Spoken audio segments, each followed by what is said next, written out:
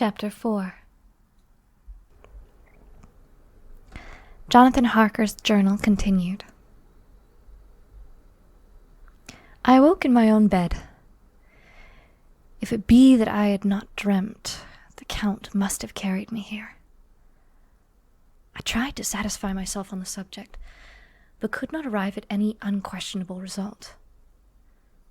To be sure, there were certain small evidences, such as that my clothes were folded and laid by in a manner which was not my habit. My watch was still unwound, and I am rigorously accustomed to wind it the last thing before going to bed, and many such details. But these things are no proof, for they may have been evidences that my mind was not as usual, and for some cause or another, I had certainly been much upset. I must watch for proof. Of one thing I am glad. If it was that the Count carried me here and undressed me, he must have been hurried in his task, for my pockets are intact. I am sure that this diary would have been a mystery to him which he would not have brooked. He would have taken or destroyed it. As I look around this room, although it has been to me so full of fear, it is now a sort of sanctuary. For nothing can be more dreadful than those awful women who were, who are, waiting to suck my blood. 18th of May. I have been down to look at the room again in daylight, for I must know the truth. When I got to the doorway at the top of the stairs, I found it closed. It had been so forcibly driven against the jamb that part of the woodwork was splintered. I could see that the bolt of the lock had not been shot, but the door is fastened from the inside. I fear it was no dream, and must act on this surmise. 19th of May. I am surely in the toils. Last night the Count asked me in the suavest tones to write 3 letters. One saying that my work here was nearly done, and that I should start for home within a few days, and another that I was starting on the next morning from the time of the letter, and the third that I had left the castle and arrived at Bistritz. I would fain have rebelled, but felt that in the present state of things it would be madness to quarrel openly with the Count whilst I am so absolutely in his power. And to refuse would be to excite his suspicion and to arouse his anger. He knows that I know too much, and that I must not live, lest I be dangerous to him. My only chance is to prolong my opportunities. Something may occur which will give me a chance to escape. I saw in his eyes something of that gathering wrath which was manifest when he hurled that fair woman from him. He explained to me that posts were few and uncertain, and that my writing now would ensure ease of mind to my friends. And he assured me with so much impressiveness that he would countermand the later letters, which would be held over at Bistritz until due time in case chance would admit of my prolonging my stay, that to oppose him would have been to create new suspicion. I therefore pretended to fall in with his views, and asked him what dates I should put on the letters. He calculated a minute, and then said, "The first should be June 12, the second June 19, and the third June 29. I now know the span of my life. God help me." 28th of May. There is a chance of escape, or at any rate of being able to send word home. A band of Szekely have come to the castle, and are encamped in the courtyard. I have notes of them in my book. They are peculiar to this part of the world, and though allied to the ordinary ones all the world over. There are thousands of them in Hungary and Transylvania, who are almost outside all law. They attach themselves as a rule to some great noble or boyar, and call themselves by his name. They are fearless and without religion, save superstition, and they talk only their own varieties, the Romani tongue. I shall write some letters home, and shall try to get them to have them posted. I have already spoken to them through my window to begin acquaintanceship. They took their hats off and made obeisance and many signs, which, however, I could not understand any more than I could their spoken language. I have written the letters. Mina's is in shorthand, and I simply ask Mr. Hawkins to communicate with her. To her I have explained my situation, but without the horrors which I may only surmise. It would shock and frighten her to death were I to expose my heart to her. Should the letters not carry, then the Count shall not yet know my secret or the extent of my knowledge. I have given the letters. I threw them through the bars of my window with a gold piece, and made what signs I could to have them posted. The man who took them pressed them to his heart and bowed, and then put them in his cap. I could do no more. I stole back to the study and began to read. As the Count did not come in, I have written here. The Count has come. He sat down beside me, and in his smoothest voice, as he opened 2 letters. The Zani have given me these, of which, though I know not whence they come, I shall, of course, take care. See. He must have looked at it. One is from you, and to my friend Peter Hawkins. The other... Here he caught sight of the strange symbols as he opened the envelope, and the dark look came into his face, and his eyes blazed wickedly. The other is a vile thing, an outrage upon friendship and hospitality. It is not signed. Well, so it cannot matter to us. And he calmly held letter and envelope in the flame of the lamp till they were consumed. Then he went on. The letter to Hawkins, that I shall, of course, send on, since it is yours. Your letters are sacred to me. Your pardon, my dear friend, that unknowingly I did break the seal. Will you not cover it again? He held out the letter to me, and with a courteous bow, handed me a clean envelope.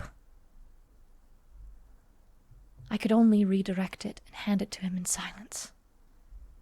When he went out of the room, I could hear the key turn softly. A minute later, when I went over and tried it, the door was locked. When, an hour or 2 after, the Count came quietly into the room, his coming awakened me, for I had gone to sleep on the sofa. He was very courteous and very cheery in his manner, and seeing that I had been sleeping, he said, So, my friend, you are tired. Go to bed. There is the surest rest. I may not have the pleasure of talk tonight, since there are many labors to me, but you will sleep, I pray. I passed to my room and went to bed, and strange to say, slept without dreaming. Despair has its own calms. 31st of May. This morning when I woke, I thought I would provide myself with some papers and envelopes from my bag and keep them in my pocket, so that I might write in case I should get an opportunity. But again a surprise, again a shock. Every scrap of paper was gone, and with it all my notes, my memoranda relating to railways and travel, my letter of credit. In fact, all that might be useful to me were I once outside the castle. I sat and pondered a while, and then some thought occurred to me, and I made search of my portmanteau, and in the wardrobe where I had placed all of my clothes. The suit in which I had traveled was gone, and also my overcoat and rug. I could find no trace of them anywhere. This looked like some new scheme of villainy.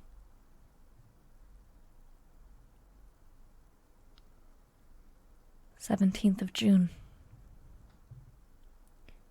This morning, as I was sitting on the edge of my bed cudgeling my brains, I heard without a crackling of whips and pounding and scraping of horses' feet up the rocky path beyond the courtyard.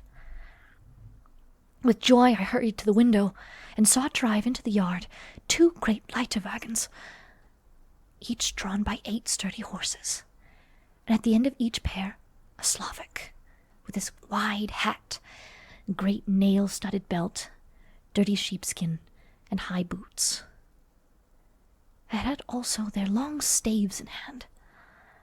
I ran to the door, intending to descend and try and join them through the main hall, as I thought this way might be opened for them.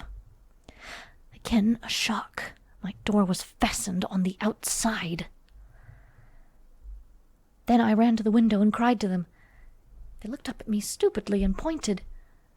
But just then the hetman of the Szekely came out, and seeing them pointing to my window, said something, at which they laughed.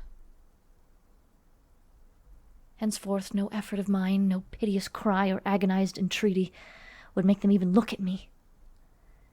They resolutely turned away.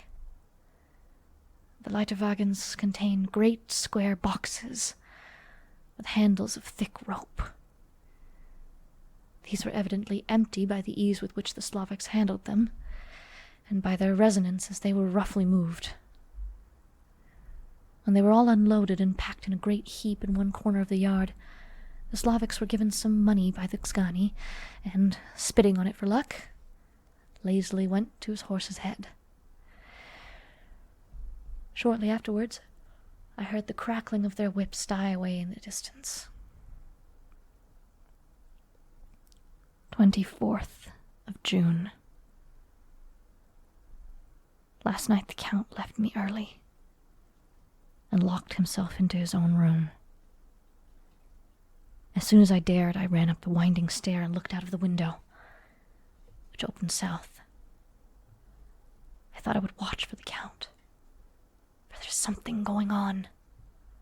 The Szekely are quartered somewhere in the castle and are doing work of some kind, I know it. For now and then I hear a faraway muffled sound, as of mattock and spade. And whatever it is, it must be the end of some ruthless villainy. I had been at the window somewhat less than half an hour when I saw something coming out of the Count's window. I drew back and watched carefully, and saw the whole man emerge. It was a new shock to me to find that he had on the suit of clothes which I had worn whilst travelling here, and slung over his shoulder the terrible bag which I had seen the women take away. There could be no doubt as to his quest, and in my garb, too.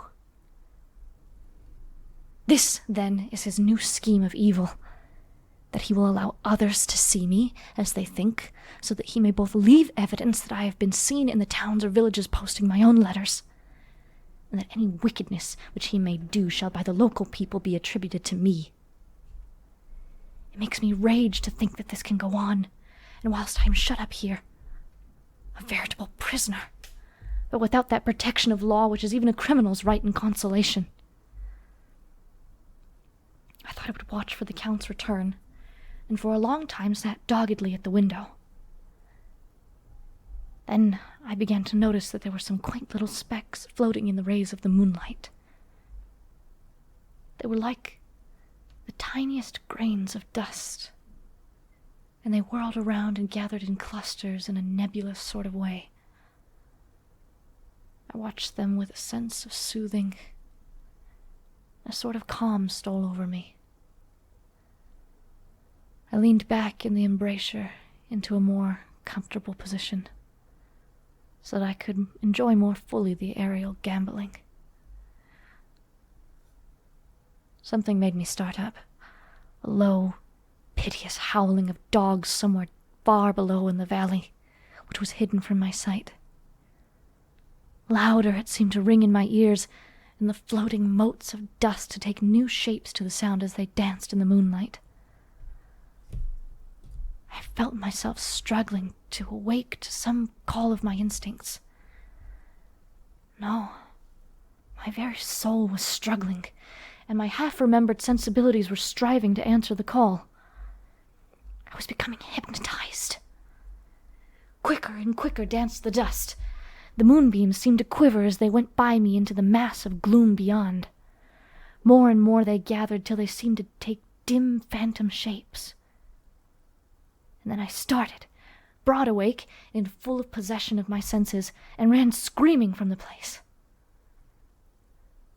The phantom shapes, which were becoming gradually materialized from the moonbeams, were those 3 ghostly women to whom I was doomed.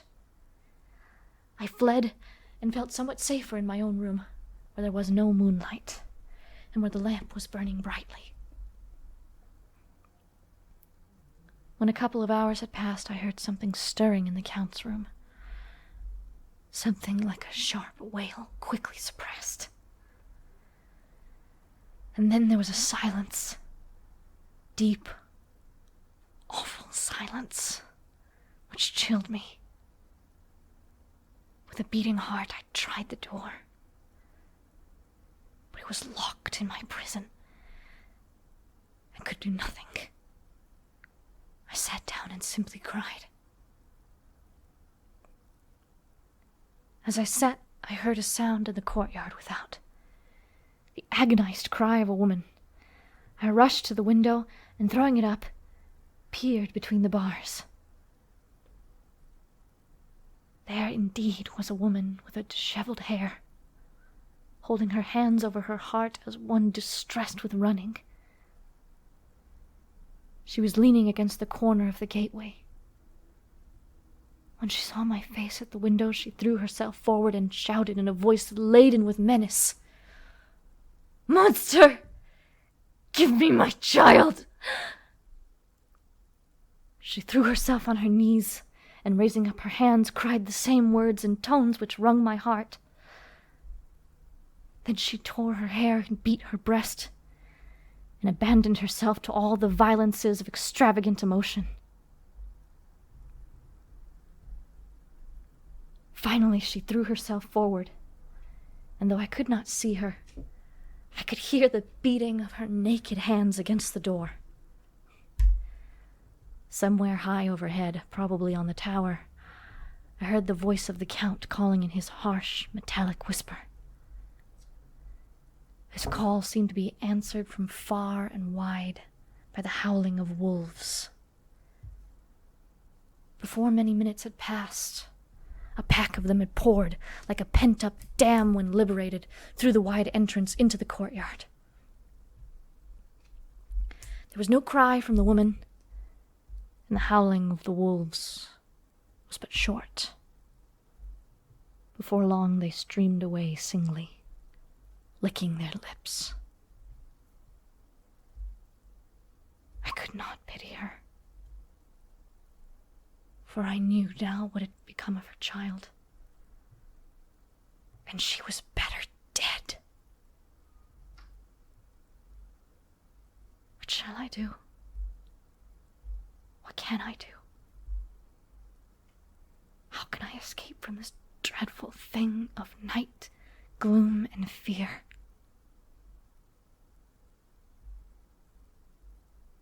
June 25th. No man knows, till he has suffered from the night, how sweet and dear to his heart and eye the morning can be. When the sun grew so high this morning that it struck the top of the great gateway opposite my window, the high spot which it touched seemed to me as if the dove from the ark had lighted there.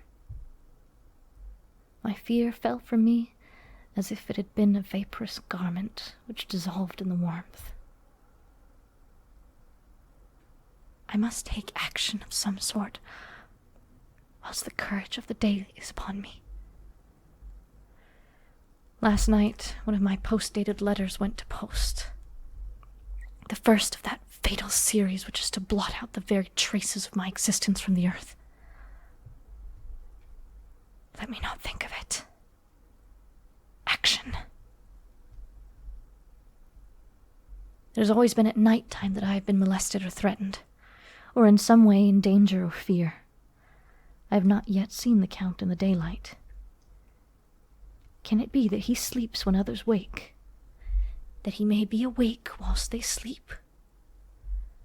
If only I could get into his room. But there is no possible way. The door is always locked. No way for me. Yes, there is a way.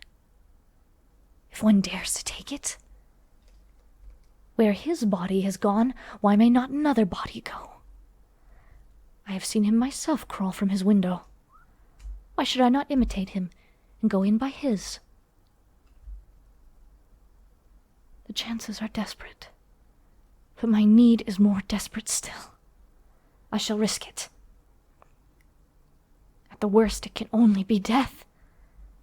And a man's death is not a calf's. And the dreaded hereafter may still be open to me. God help me in my task. Goodbye, Mina, if I fail. Goodbye, my faithful friend and second father. Goodbye, all. And last of all, Mina.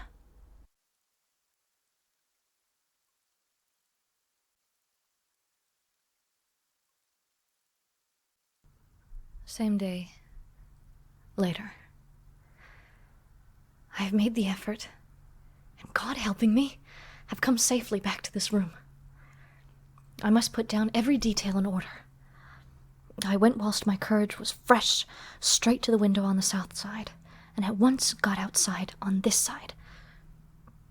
The stones are big and roughly cut, and the mortar has by process of time been washed away between them. I took off my boots and ventured out on the desperate way. I looked down at once, so as to make sure that a sudden glimpse of the awful death would not overcome me, but after that kept my eyes away from it. I know pretty well the direction and distance of the Count's window, and made for it as well as I could, having regard to the opportunities available. I did not feel dizzy. I suppose I was too excited, and the time seemed ridiculously short till I found myself standing on the windowsill and trying to raise up the sash. I was filled with agitation, however, when I bent down and slid feet foremost in through the window. Then I looked around for the Count, but with surprise and gladness made a discovery. The room was empty. It was barely furnished with odd things which seemed to have never been used. The furniture was something the same style as that in the south rooms, and was covered with dust. I looked for the key, but it was not in the lock, and I could not find it anywhere. The only thing I found was a great heap of gold in one corner. Gold of all kinds, Roman and British and Austrian and Hungarian and Greek and Turkish money, covered with a film of dust, as though it had lain long in the ground. None of it that I noticed was less than 300 years old. There were also chains and ornaments, some jeweled, but all of them old and stained. At one corner of the room was a heavy door. I tried it, for, since I could not find the key of the room or the key of the outer door, which was the main object of my search, I must make further examination, or all my efforts would be in vain. It was open, and led through a stone passage to a circular stairway which went steeply down. I descended, minding carefully where I went, for the stairs were dark, being only lit by loopholes in the heavy masonry. At the bottom there was a dark, tunnel-like passage, through which came a deathly, sickly odor, the odor of old earth newly turned. As I went through the passage, the smell grew closer and heavier. At last I pulled open a heavy door which stood ajar, and found myself in an old ruined chapel. which had evidently been used as a graveyard. The roof was broken, and in 2 places were steps leading to vaults, but the ground had been recently dug over, and the earth placed in great wooden boxes, manifestly those which had been brought by the Slovaks. There was nobody about, and I made a search over every inch of the ground so as not to lose a chance. I went down even into the vaults, where the dim light struggled, although to do so was a dread to my very soul. Into 2 of these I went, and saw nothing except fragments of old coffins and piles of dust. In the 3rd, however, I made a discovery. There, in one of the great boxes, of which there were 50 in all, on a pile of newly dug earth, lay the Count. He was either dead or asleep. I could not say which, for his eyes were open and stony, but without the glassiness of death, and the cheeks had the warmth of life through all their pallor. The lips were as red as ever. But there was no sign of movement, no pulse, no breath, no beating of the heart. I bent over him and tried to find any sign of life, but in vain. He could not have lain there long, for the earthy smell would have passed away in a few hours. By the side of the box was its cover, pierced with holes here and there. I thought he might have the keys on him, but when I went to search, I saw the dead eyes, and in them, dead though they were, such a look of hate, though unconscious of me or my presence, that I fled from the place, and leaving the Count's room by the window, crawled again up the castle wall. Regaining my room, I threw myself panting upon the bed and tried to think. 29th of June. Today is the day of my last letter, and the Count has taken steps to prove that it was genuine, for again I saw him leave the castle by the same window, and in my clothes. As he went down the wall, lizard fashion, I wished I had a gun, or some lethal weapon, that I might destroy him. But I fear that no weapon wrought along by man's hand would have any effect on him. I dared not wait to see him return, for I feared to see those weird sisters. I came back to the library and read there till I fell asleep. I was awakened by the Count, who looked at me as grimly as a man could look, as he said, "Tomorrow, my friend, we must part. You return to your beautiful England, I to some work which may have such an end that we may never meet. Your letter home has been dispatched. Tomorrow I shall not be here, but all shall be ready for your journey. In the morning come the Szekely, who have some labours of their own here, and also come some Slovaks. When they have gone, my carriage shall come for you, and shall bear you to the Borgo Pass to meet the diligence from Bukovina to Bistritz.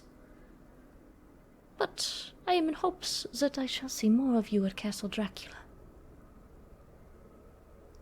I suspected him, and determined to test his sincerity. Sincerity. It seems like a profanation of the word to write it in connection with such a monster. So I asked him point blank, "Why may I not go tonight?" "Because, dear sir, my coachman and horses are away on a mission." "But I would walk with pleasure. I want to get away at once." He smiled, such a soft, smooth, and diabolical smile that I knew that there was some trick behind his smoothness. He said, "And your baggage?" "I do not care about it. I can send for it some other time." The Count stood up and said, with a sweet courtesy which made me rub my eyes, it seemed so real, "You You English have a saying which is close to my heart, for its spirit is that which rules our boyars. Welcome the coming, speeds a parting guest. Come with me, my dear young friend. Not an hour shall you wait in my house against your will, though I am sad at your going, and that you so suddenly desire it. Come. With a stately gravity, he, with the lamp, preceded me down the stairs and along the hall. Suddenly he stopped. Hark! Close at hand came the howling of many wolves. It was almost as if the sound sprang up at the rising of his hand, just as the music of a great orchestra seems to leap under the baton of the conductor. After a pause of a moment, he proceeded in his stately way to the door, drew back the ponderous bolts, unhooked the heavy chains, and began to draw it open. To my intense astonishment, I saw that it was unlocked. Suspiciously, I looked all around, but could see no key of any kind. As the door began to open, the howling of the wolves without grew louder and angrier. Their red jaws, with champing teeth and their blunt-clawed feet as they leaped, came in through the opening door. I knew then that to struggle at that moment against the Count was useless. With such allies as these at his command, I could do nothing. But still the door continued slowly to open, and only the Count's body stood in the gap. Suddenly it struck me that this might be the moment and means of my doom. I was to be given to the wolves, and at my own instigation. There was a diabolical wickedness in the idea great enough for the Count. And as the last chance, I cried out, "Shut the door! I shall wait until morning!" And I covered my face with my hands to hide my tears of bitter disappointment.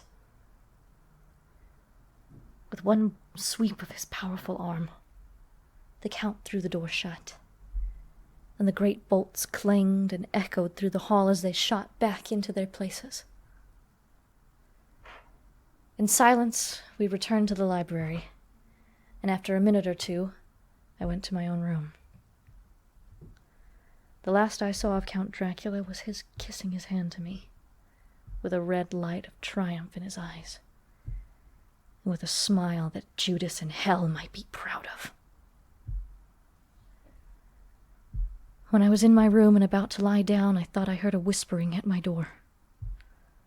I went to it softly and listened. Unless my ears deceived me, I heard the voice of the Count. Back to your own place. Your time is not yet come. Wait, have patience. Tonight is mine. Tomorrow night is yours. There was a low, sweet ripple of laughter, and in a rage I threw open the door and saw without the 3 terrible women licking their lips. As I appeared, they all joined in a horrible laugh and ran away. I came back to my room and threw myself on my knees. Is it then so near the end? Tomorrow.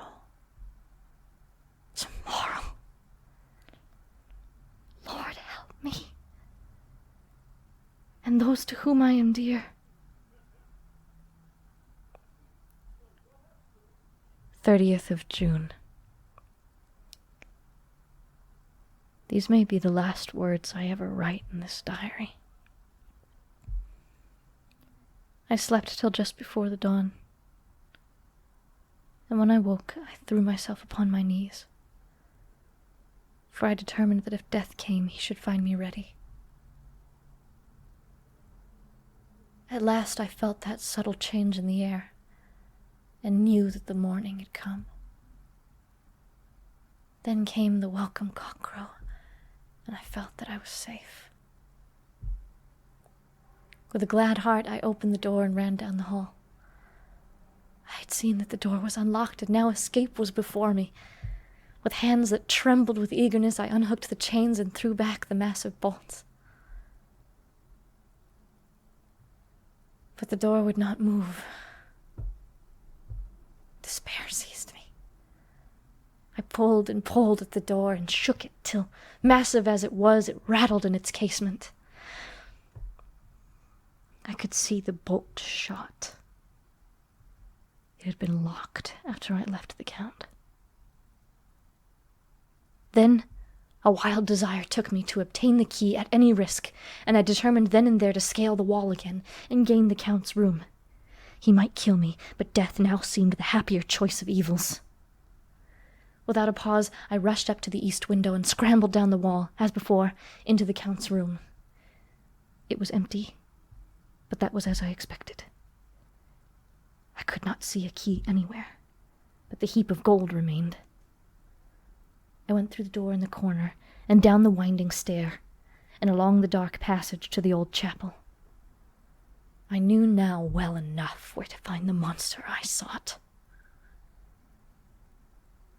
The great box was in the same place, close against the wall, but the lid was laid on it, not fastened down, but with the nails ready in their places to be hammered home. I knew I must reach the body for the key, so I raised the lid and laid it back against the wall. And then I saw something which filled my very soul with horror. There lay the Count, but looking as if his youth had been half restored. For the white hair and mustache were changed to dark iron gray. The cheeks were fuller, and the white skin seemed ruby red underneath. The mouth was redder than ever, for on the lips were gouts of fresh blood, which trickled from the corners of the mouth and ran down over the chin and neck. Even the deep, burning eyes seemed set against swollen flesh, for the lids and pouches underneath were bloated. It seemed as if the whole awful creature were simply gorged with blood. He lay like a filthy leech, exhausted with his repletion. I shuddered as I bent over to touch him, and every sense in me revolted at the contact. But I had to search, or I was lost. The coming night might see my own body a banquet in a similar war to those horrid three. I felt all over the body, but no sign could I find of the key. Then I stopped and looked at the Count. There was a mocking smile on his bloated face which seemed to drive me mad.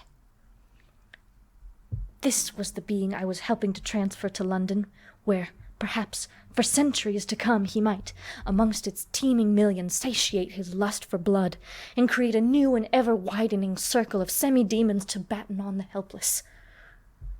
The very thought drove me mad. A terrible desire came upon me to rid the world of such a monster.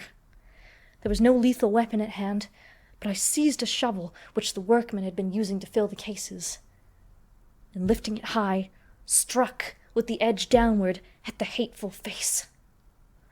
But as I did so, the head turned, and the eyes fell upon me with all their blaze of basilisk horror. The sight seemed to paralyze me, and the shovel turned in my hand and glanced from the face, merely making a deep gash above the forehead.